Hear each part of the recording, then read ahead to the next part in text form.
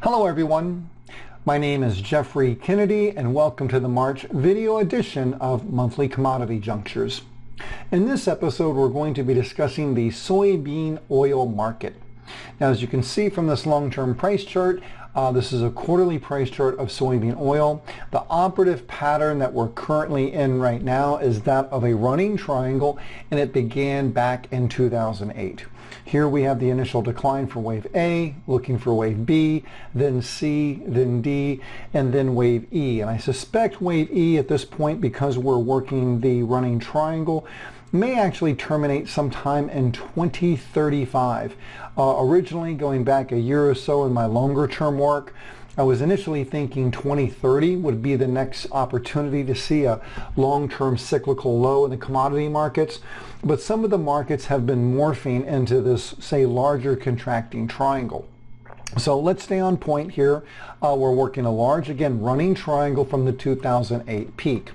So with the initial three-wave decline down and done and behind us, and that terminated in 2020, we now need to look for another zigzag, another 5-3-5 pattern to the upside.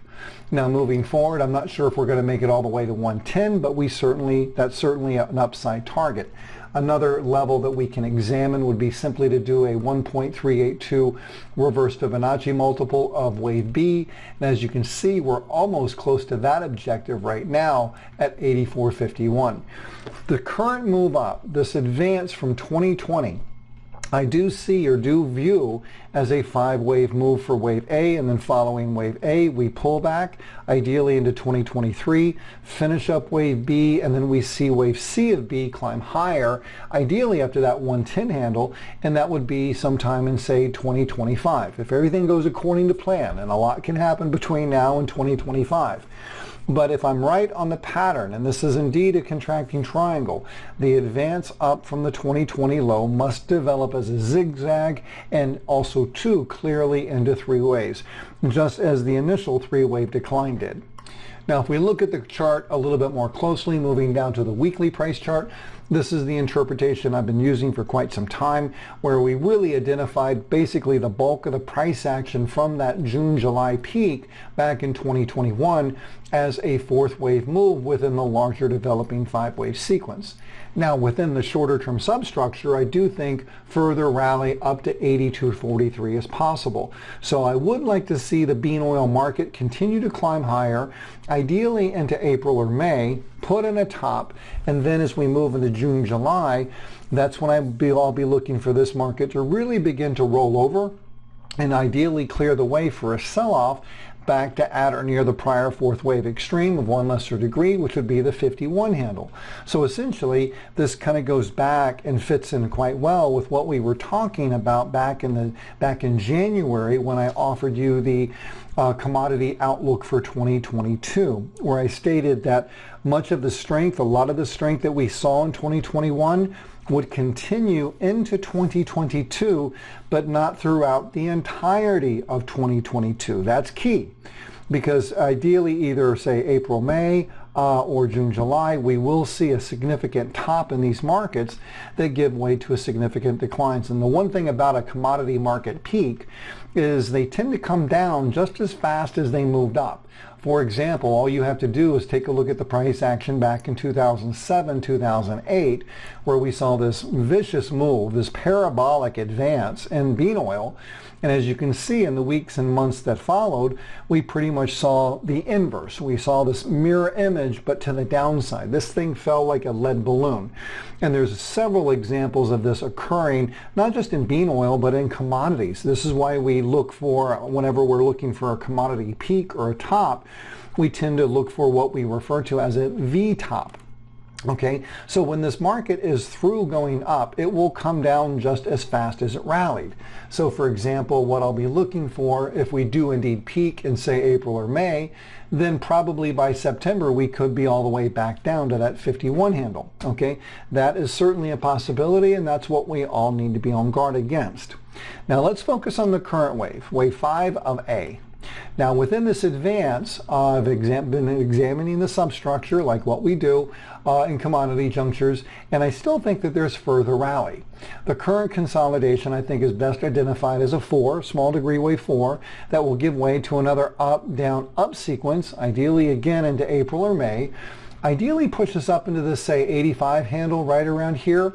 And then at that point, we will have all the necessary, say, subdivisions in the wave pattern to identify the rally up from the December low is complete. And what that will do is it will finish the larger impulsive move up that began in 2020. So in other words, I'm treating or continuing to view recent or short-term price action in the bean oil market as a counter trend structure. Now, whenever I do the monthly Commodity Junctures video newsletter, I tend not to introduce intraday price charts, but I thought I would do that in this case here because, again, I wanted to just once again show you what I'm thinking on a shorter term basis. Also, too, as we move into the next week or so, I will be expecting the culmination of this fourth wave move and then the onset of wave 5 of 3 into this, say, at minimum 80.98, beyond that 84.87 basis the May contract. So what we're looking at right now, this would be waves 1, 2, 3, triangle 4, barrier triangle 4, 5 up for 3, and then ideally just ABC down and done. In other words, 72.29 is our critical short-term support. If wave 4 is indeed complete at 72.29, then we have no business back below that level. What happens if we fall below 72.29? And I always like to play devil's advocate. I always like to have a plan B or an alternate wave count just in case something does not go the way I expect. And in these times right now where market volatility is extremely high, I think that's prudent. So what happens if we do fall below 72.29? Does that negate the bullishness that I'm looking for? Does that all of a sudden make me bearish? And the answer to that is no, because there is another way to look at short-term structure, and that would be this interpretation where we look at everything since the peak here back in early March as an expanded flat. Waves A down, wave B up, and the subsequent sell-off is right now best identified as an ending diagonal. This would actually argue for further decline probably into next week, somewhere around, say, 71.11, but not under 70.05, because at that point, wave 5 becomes longer than wave 3, and that would be a rule violation because wave 3, of course, is shorter than wave 1.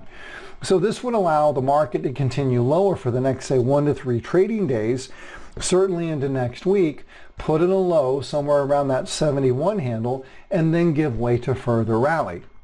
As it stands right now, the way I'm looking at the market, price action again, really since, well, pretty much throughout the entirety of March, has a very distinct corrective nature. This is why we're continuing to look higher.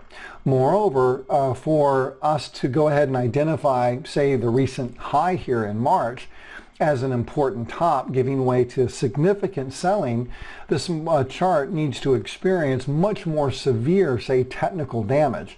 And as far as I can see right now, that technical damage is simply not present on the chart. Do we have some divergence working? Yes. Can you make a bearish case? Yes. But if you go back to what really matters, and in my opinion, it's price and simply price, everything continues to argue for still higher prices, or at the bare minimum, one more push up in this market beyond the March high. Now, one thing that I did find that I thought was interesting that I would go back and share with you were some charts that I prepared for you, my Commodity Juncture subscribers, but I offered these charts back in November of 2020. And they were interesting charts. I'm kind of actually surprised I found them, but I just thought I would share them with you again because at the time we were looking up, okay? And part of the case I was building at the time for being bullish in 2020 was it seemed to me that the sell-offs, the primary sell-offs, the one that actually began in 1975, the one that began in, say, 1988, and also, too, the one that began in 2008, they seem to have a very similar duration. They certainly had similar, say, personality. They were massively sharp, but they lasted 47 quarters initially. then 51 quarters, and then 48 quarters. So you can kind of see that the duration of the major drops, the major declines, do have some duration for them, certainly after these big spike highs, which is what we're currently doing. So the next movement to the downside easily could last, say, another 50 quarters. And let's just have a little bit of fun. Let's just pretend for a moment the market has already peaked, although I do not believe that. How long would the next move down be? Well, that would actually take us into 2034. Going back to one of my original comments, when do I expect the contracting triangle to terminate? I said 2035. So here again is just one of those little clues that are hidden within price charts that you can certainly use to your advantage. So for the time being, continue to look higher, but I will say again, this movement to the upside, it's very mature within its progression. I am looking for a top as we move into April and May. And remember, these markets, commodity markets, tend to turn down or sell off just as fast as they go up. So be cautious of that. Be careful of that. Be cognizant of that. For example, notice the big run up we saw in 73 all the way up to the peak in 74. Notice the viciousness of the initial drop. We saw the same thing again here. This would have been back following that peak that occurred back in the 1980 period there. And then, of course, the sell-off here that led to that initial wave A decline in 2008, 2009. Be aware of that. Another chart that I found, because we were discussing again back in November of 2020, was what was the potentiality of the upside move? And so what I was looking at, or what I was thinking at the time, was we had some levels that I thought were interesting. And let me bring over that chart. Okay, well, this move here, whenever we formed that big cyclical low here in 86, we saw this advance, which I'm calling wave A. Now, these letters here, A, C, B, they have nothing to do with Elliott, okay? But I was just measuring that advance in wave A, and then also, too, the initial run up from the 2001 low to the high here. I'm calling that wave C. So I was theorizing that, okay, the bottom that we put in 2020, if it travels as far as what we saw back in, say, 1986 or back in, say, 2001, then we would easily achieve this 44.6, 45.51 handle. And as you can clearly see, we did that. This was kind of a surprise. So going back to the 2001 rally, I simply projected, okay, if we do a repeat of what we saw back in 2001, that would actually target 83.02 to the upside. If we weren't going to be that exuberant, what if we just did a 50% move? That would equate to just half of the rally that we saw from the 2001 low into the 2008 peak, and that targeted 60.73. So going back to November of 2020, we had milestones. The initial one we blew through. The 50%, that's kind of where we've kind of slowed down just a little bit. But when it's all said and done, we actually could see a total repeat of what occurred between 01 and 08, which would mean we're going to look for bean oil to climb as high as 83.02, which is only about 10 points from where we're currently trading. Again, I thought these charts were fun because I prepared them so long ago for the monthly Commodity Junctures video newsletter, specifically back in November 2020. So it's always nice to see a forecast go pretty much the way you were expecting them. Well, that's about it for this episode. Again, moving higher. I do expect further strength, certainly over the next 4 to 6 weeks. Get to these higher targets, ideally around, say, the 85 handle.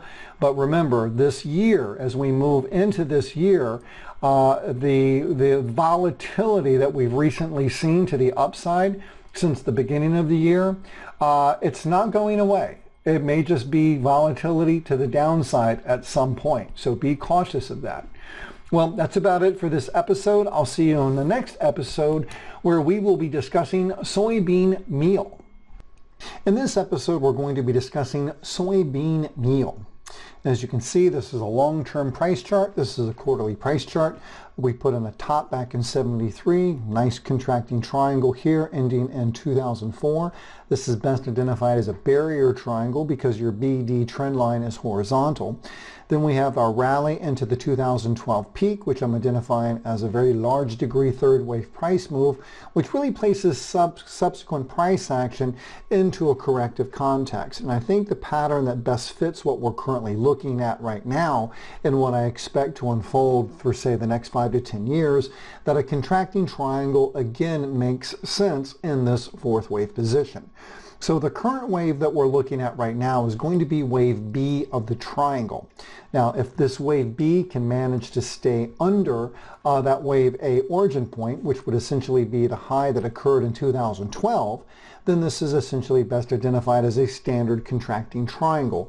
If wave B were to exceed that wave A origin point, then we would identify this as a running triangle. So now let's take a look at the subsequent substructure of wave B. And I believe the best way to identify the wave B rally is simply a WXY, a complex correction, WX, and then ABC. So we do have the potential for further rally. I'm at least looking up to, say, 533.3. That's a 1.382 reverse Fibonacci multiple of the wave B decline here. So I do like the idea of further rally. Maybe into, say, April, May, possibly as late as June, July. Again, get up to that 533.3 target. And then at that point, wave B of the triangle will be complete, and then the stage will be set for further decline. Also, too, this price chart offers us a really good example of what I think we need to be at least on guard of or for this year in 2022.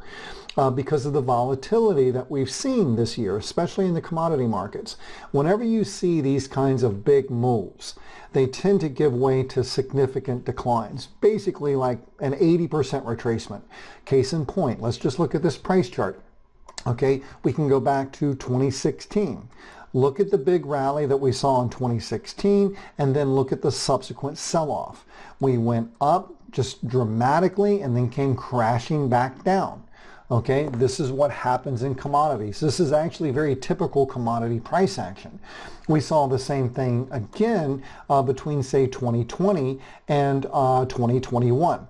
We saw the huge move up 280 from roughly the 280 handle, 275, although almost double up to about 500 here, 470 and change, and then came crashing back down. This is the kind of volatility you see in commodities. Moreover, this is the kind of volatility you see in a secular commodity bear market, which is what we're currently in. It began in 2010, and it's not scheduled to end until, say, 2030. So whenever this move in the soybean meal market is complete, what I'm going to be looking for essentially is going to be a sharp move back down, probably something to the tune of about an 80% retracement of what we've experienced this year. So it would be something along these lines. This is what we need to be on guard against, because this is what I suspect will again happen one more time. So we see something along these lines where, again, we push up, maybe again rally into April, May, certainly no later than June, July. Put in a top a little bit above 500, maybe that 525 handle. That would complete wave B of our contracting triangle. And then we sell off dramatically back down to all the way back down to, say, 350. We would do that in a matter of months, a handful of months actually. And then that sell-off would most likely be identified as wave A of the larger three-way structure that we'll be looking to unfold for wave C of our triangle. Okay, so keep that in mind moving into this year. And I mentioned pretty much the same thing in the commodity outlook for January for 2022, where we would see the momentum from 2021 continue into 2022, but not for the entirety of 2022. Okay, so this is what I'm going to be looking for in the soybean meal market.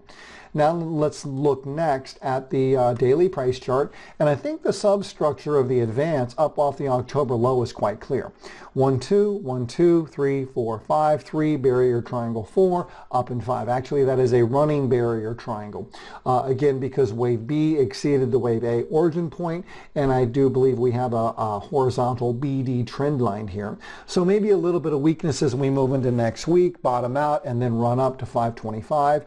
And then if we get exerted exuberant, maybe 567. I would like to show you just a few more price charts here. This is what I'm looking at basis the December soybean meal market. Again, further rally targeting 454. And as you can see, basis the candlestick price chart utilizing %R, our signatures here continue to argue for higher prices, and I will be able to continue to do that as long as we stay above the daunting average. Again, the trend is up. But two charts in particular I would like to show you. Okay, first and foremost, it would be this chart here, soybean meal. This is a monthly price chart. Now this chart here illustrates what I refer to as moving average compression. And specifically what I'm looking at is where we are right now with our moving averages. This is what I refer to as moving average compression. You do have a ZLR, a zero line reversal right here. What's so significant about moving average compression? Well, moving average compression leads to moving average expansion, or price expansion. You saw something quite similar back in, say, 2006, where we saw prices rally to the upside. If we see a repeat of what we saw then we would see the move up, just a kind of a repeat of what occurred between 06 there and that high. You can see we have a way could be clear for a much more significant advance. Another point I would like to make is if you take a look at this chart here, this is a price chart of wheat. Well, you know what kind of tear wheat has been onto the upside. And again, I've pointed this out several times in the past where you have, again, that very similar moving average compression signature. Well, you have that moving average compression signature evident in soybean meal. So be on your toes. I don't believe we're through with the volatility to the upside. And yes, while I am looking for a move, say into the low 500 handle, if things get crazy for whatever reason, that moving average compression really does indeed take hold, and say, for example, we begin to see the volatility that's recently occurred in the wheat market bleed over into other, say, grain markets like corn or soybeans or soybean meal, then here would be an interpretation that would be equally applicable. And that would certainly call for significantly higher prices. And this is the December contract. So we can actually see the move go all the way up to the 600. This is a possibility. This is a very real possibility. Now, just so you know, this is not my preferred interpretation. This is not my lead wave count. But in times like these, I don't think anything that's reasonable should be essentially taken off the table. And I think this is a very reasonable interpretation, especially if, say, over the next 4 weeks, we see the December contract really start showing signs of third wave price action. So as we finish up the month of March and move into April, if we're trading already 475 and then 500, then all that price action would do, such an advance, all it would merely do is support this assessment that you see on the price chart. So rather than just looking for a rally into, say, the low 500, roughly 525, because that's what I'm currently working with right now, this market certainly could explode to something more dynamic, more significant to the upside. Again, based on that moving average compression, what we saw in wheat, for example, and then again, what we've already witnessed on more than one occasion in the soybean meal market. Okay, well, that about does it for me for this month. In the next episode, I'll be discussing the live cattle market. In this episode, we're actually going to be discussing the live cattle market. Now, this is a quarterly price chart. I believe we put in a significant top in 1979. Subsequent price action is best identified as a contracting triangle fourth wave. Then we have our final fifth wave move up to another significant peak in 2014. And then from there, I believe what is the pattern, the operative pattern to unfold is going to be that of a contracting triangle. Now, if we look at the smaller substructure of the triangle, I think it fits in quite nicely with what my long-term analysis of the commodity market pretty much entails, and it's quite simple. We've actually discussed this before several times in commodity junctures, where there is a 30-year cycle essentially a 30-year cycle top to top, 30-year cycle bottom to bottom. But what's interesting if you really study that cycle is that the up waves, the moves up, last approximately 10 years, and then the down waves last about 20 years. So the last secular bottom or cyclical bottom in commodities long term was the 2000 time frame. The last significant or last time we saw a secular commodity bull market end was back in 2010. Now, whenever I say that, well, this is long-term cycle analysis, and if you're familiar with cycles, you'll know that in some markets you'll experience a left translation or a right translation, which is just kind of a fancy way of saying the market peaked early or they actually came in late. For example, I believe sugar, wheat, maybe soybean oil, I believe, those markets actually peaked early in 2008. The soybean and corn market actually peaked in 2012. In the live cattle market, we actually saw its peak in 2014. So I think the tone is definitely going to be one of a corrective phase moving into 2030. That's when the next cyclical bottom is due. That's when this current secular commodity bear market will be over. But I suspect some funny stuff that might be going on. So I'm going to be looking for, say, the next big upswing in commodities to occur around 2035. So put that on your calendar, and if we're all still around, we'll come back and revisit that. But bottom line, I think the triangle pattern makes the most sense. It's certainly what's applicable in a few of the other commodity markets I'm following, and it certainly exhibits the type of price action you experience in a secular commodity bear market, and that is one of extreme volatility, where you see prices move up significantly or substantially, and then a few years later they come crashing back down, and then a few years later they go rallying back up. So this is what I believe we can expect moving forward. Now, currently we're in the wave B phase of the contracting triangle. I think we have a little bit more strength to go, maybe say into April, May, possibly June, July. But by the time we get into the middle of the year, I believe we're going to be very mature within the progression of our B wave, and then the onset of a complex correction, specifically a double zigzag, which I'm calling WXY, probably into a low into, say, 2025 or 2026. Now, the reason I'm looking for the WXY is because within a triangle, one wave tends to be complex. And whenever we say complex and we're talking triangles, we're essentially referring to a double zigzag. Each wave of a triangle must subdivide into a zigzag or a variation thereof, meaning a double zigzag. So that's why I'm labeling the internal substructure of wave C as a WXY. Okay, so we finish up wave B sometime this year, and then we see this WXY, this double zigzag, this complex correction into a low that I believe will culminate around 2025 or 2026. And then we see waves D, and then we see wave E, and there's our triangle. Now, if we look at the smaller term time frame weekly here, I'm working just the straight up ABC, a simple zigzag. I would like to see one more new high. Now, we have achieved the objective for the year, which was 147.5, but the internal substructure of the current contract month, that would actually be June, and then also too, looking forward in time to the December contract, I can make a case we still need another advance, another, say, push higher before everything culminates. Now, if we rally, if we begin to see, say, over the next 4 weeks, further decline, and then the inability to make new highs, the inability to get it back above 143.35, or if price action as we move into, say, April, May, June, July still has us in this area here, and price action is clearly corrective, then we can go ahead and identify the high of the year in place and begin to look for that WXY to the downside, again, which will most likely push prices into that 2025, 2026 timeframe. But until then, we're going to stick with the wave count that brought us or got us here this far, and we've been working this wave count for quite some time, so it should not be anything new. But bottom line, I think by looking at the June contract and also the forward contract months, specifically December, we can make the case of further rally. Now, where could I be wrong? Is there a viable alternate? And yes, there always is a viable alternate.